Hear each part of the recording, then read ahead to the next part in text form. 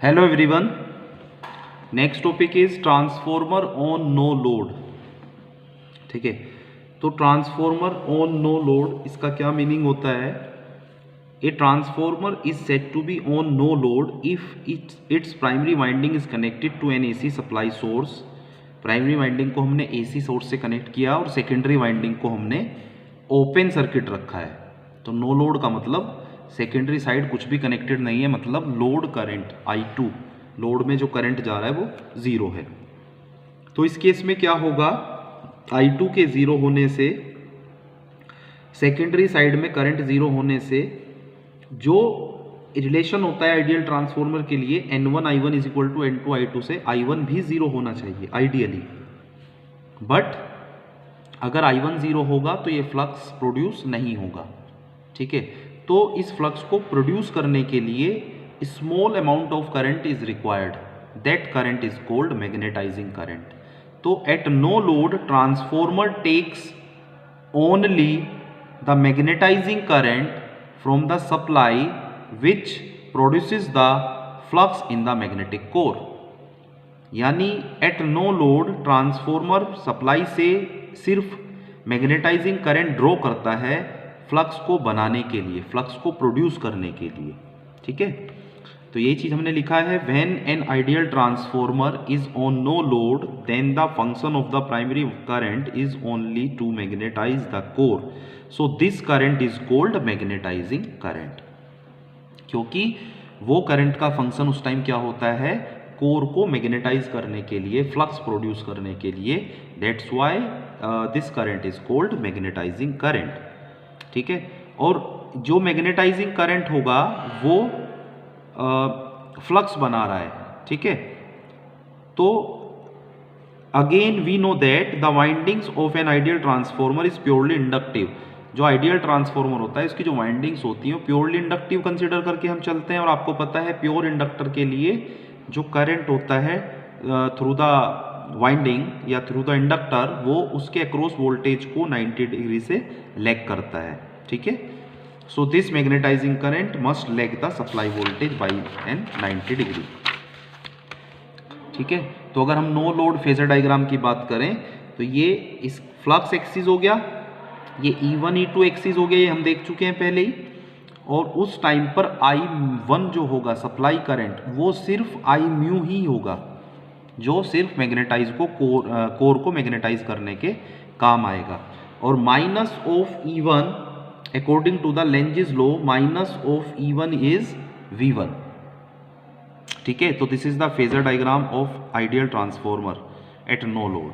ठीक है, also as we know that phi is equal to MMF upon reluctance, phi is equal to N1I1 upon reluctance.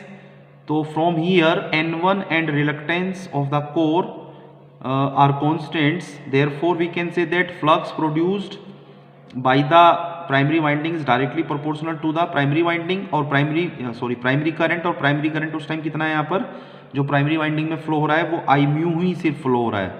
तो therefore we can say that phi is directly proportional to the I mu. ठीक है, ये relation है। तो if a linear BH relationship is assumed, avoid of hysteresis and saturation. अगर हम linear BH curve relationship assume करते हैं तो flux is directly proportional to I mu, that means the exciting current और no load current is only magnetising in nature and is proportional to the sinusoidal flux and in phase with it. ये हम diagram पहले बना चुके हैं। इसी तरह से हम अगर लीनियर रिलेशनशिप होता है तो उसको हम phi is directly proportional to the I mu, मतलब फाई और I म्यू सेम फेज में होगा। ओके, तो this is the linear relationship, linear BH curve H और I mu, that is B और फाई, लीनियर BH कर्व। ठीक है, अगर इस तरह का कर्व होता है तो इसका मतलब है phi is directly proportional to I mu. और H इज इक्वल टू क्या होता है, N1I1 upon L, N1I1 upon L। और B क्या होता है, फाई बाई A। ठीक है, तो इसलिए हम कह सकते हैं H is proportional to I1, और I1 कितना है यहाँ पर, I म्यू। ठीक है, तो अगर हम linear BH curve relationship assume करते हैं, लीनियर BH रिलेशनशिप अज्यूम करते हैं, तो इसका वेव डायग्राम अगर हम देखें तो क्या हो जाएगा, ये आपका रेफरेंस है, ठीक है, फ्लक्स, और फ्लक्स के सेम फेज में क्या होगा आई म्यू, और इसको 90 डिग्री लैग करेगा E1 एंड E2। तो this is the wave diagram. Okay, However, the presence of hysteresis and the phenomena of eddy currents, अगर हम hysteresis और eddy current phenomena को कंसिडर करते हैं, that means जो BH कर्व होगा वो लीनियर नहीं रहेगा, उसका एक लूप का जो एरिया है वो एग्जिस्ट करेगा, और उस टाइम पर जो लूप का एरिया होता है वो रिप्रेजेंट करता है मैग्नेटिक मटेरियल में होने वाले लॉसेस को, ठीक है। तो उन लॉसेस को कौन प्रोवाइड करेगा, सप्लाई से प्रोवाइड करेंगे उन लॉसेस को, और जो करंट, जो component of the primary current उन लोड, उस पावर लॉस को, उस लॉस को प्रोवाइड करेगा, उसको हम कहते हैं कोर लॉस कंपोनेंट, ठीक है। और वो V1 के फेज में होता है क्योंकि वो एक्टिव पावर होता है, ठीक है। तो जो I म्यू होता है उसको हम कहते हैं magnetising current, and is responsible for the production of flux, जो फ्लक्स बनाने के काम आता है, ओके। और जो आपका IC होता है इसको हम कहते हैं core loss current, and is responsible for the active power being drawn from the source to provide the core losses, यानी कोर लॉस कंपोनेंट या कोर लॉस करंट जो ट्रांसफॉर्मर के मैग्नेटिक कोर में होने वाले लॉसेस को प्रोवाइड करता है। Hysteresis and eddy current losses जो होते हैं उनको हम आयरन लॉस और कोर लॉस भी कहते हैं, तो उसको हम कहते हैं IC, ठीक है। अगर हम इसका फेजर डायग्राम ड्रॉ करते हैं तो ये मेरा फ्लक्स हो गया, ये E1 E2 I म्यू, तो जो IC होगा वो V1 के सेम फेज में होगा, और जो I म्यू और IC का जो रिजल्टेंट होगा वो होता है I नोट। I म्यू को हम कहते हैं मैग्नेटाइजिंग करंट, IC को हम कहते हैं कोर लॉस करंट, और I नोट को हम कहते हैं नो लोड करंट और एक्साइटिंग करंट, ठीक है। और फाई नोट को हम कहते हैं no load power factor angle, ठीक है। तो this is the no load phasor diagram of a transformer. Now from the phasor diagram we have I naught is equal to I mu plus IC। तो I naught is the phasor some of I mu plus IC, where IC is the from the phasor diagram IC is equal to I naught cos phi naught, and I mu is the I naught sine phi naught, okay.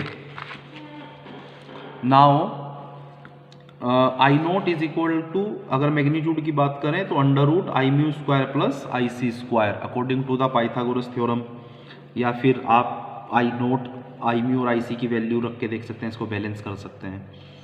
Input active power at no load, अगर हम बात करें कि transformer आपका no load पर है तो transformer कितना एक्टिव पावर ड्रॉ कर रहा है फ्रॉम द सप्लाई, तो उसको हम कैसे कैलकुलेट करेंगे, क्योंकि जो active power drawn from the supply होता है वो होता है voltage into current into cos phi, और यहाँ पर ये होगा V1 supply voltage and supply current उस टाइम कितना है I naught cos phi naught, that is V1 IC, और that is denoted by P naught, okay. Reactive power कितना होगा Q naught is equal to V1 I naught sine phi naught, इसको हम लिख सकते हैं V1 I म्यू, ठीक है। अब एक एग्जाम्पल हम कंसिडर करते हैं, A 11 kV / 400 volt distribution transformer takes a no load primary current of 1 ampere at a power factor of 0.24 lagging. Find core loss current, that is IC, magnetizing current, that is I mu, and the iron loss, ठीक है। अब जो given data है पहले इसको लिख लेते हैं, ये V1/V2 होता है, तो V1 is 11,000 volt, no load current I naught is 1 ampere, और पावर फैक्टर जो गिवन है वो आपको कोस फाई नोट गिवन है 0.24 लैगिंग,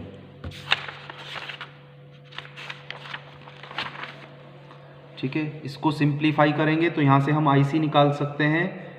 फर्स्ट में पूछा है core loss component, core loss current, तो I naught is equal to I naught cos phi naught, तो I naught 1 cos phi naught इतना, तो ये करंट आ जाएगा 0.24 एम्पियर। जो I म्यू है उसको आप कैसे कैलकुलेट कर सकते हो, I naught sine phi naught से या I naught square minus IC square से, ठीक है। इसको हम कह सकते हैं 0.971 एम्पियर। नेक्स्ट आता है कोर लॉस और आयरन लॉस। ठीक है, तो ये लॉस कहाँ से आएंगे? सप्लाई से। तो नो लोड पर कोर में, ट्रांसफॉर्मर में होने वाले लॉसेस जो भी हैं वो सिर्फ और सिर्फ कोर लॉस और आयरन लॉस है। तो यानी जो भी इनपुट पावर होगी ट्रांसफॉर्मर के लिए या power drawn by the transformer from the supply, that is P naught is equal to V1 I naught cos phi naught, जो एक्टिव पावर ड्रॉ कर रहा है उसको हम कहते हैं कोर लॉस और आयरन लॉस। और इसको कैलकुलेट करेंगे तो ये आएगा P naught is equal to 2.64 kilowatt. Okay, next is एक न्यूमेरिकल और देखते हैं। Example, a single phase transformer of 3300/220 volt 50 hertz takes no load current of इतना and 500 watt, calculate IC, IMU and input power factor. ठीक है, तो इसको कैसे सिंप्लीफाई करेंगे? सॉल्यूशन, सबसे पहले IC देखेंगे तो IC क्या होगा? I naught cos phi naught. तो I नोट कितना है आपका? 0.8 और कोस फाई नोट। यहाँ पर आपको ध्यान देने वाली बात यह है कि यहाँ पर P नोट गिवन है आपको, तो P naught is equal to हो जाएगा V1 IC। तो V1 P नोट 500 और V1 ये, तो IC निकल जाएगा यहाँ से, इतना आएगा। ठीक है, उसी तरह से IMU कितना होगा? V1 IMU। ठीक है, तो आपका जो IMU है वो कैलकुलेट होके इतना आ जाएगा। और power factor cos phi naught active power से निकाल लेंगे, VI cos phi V1 I naught cos phi naught is equal to P naught. तो यहाँ से आपका ये इतना आ जाएगा, क्योंकि V1 हमें 3300 है, ये हमारा इतना है और ये हमारा आयरन लॉस इतना है। ठीक है, थैंक यू।